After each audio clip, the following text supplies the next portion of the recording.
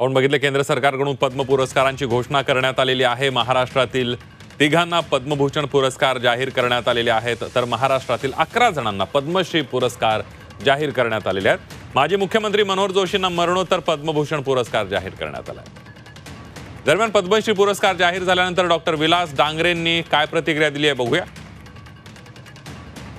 शिक्षित होतं असं तर अजिबात अंतःकरणामध्ये नव्हतं, पण या पुरस्कारामुळे अधिक सेवा करण्याची संधी मला मिळाली याचा मनापासून आनंद होतोय।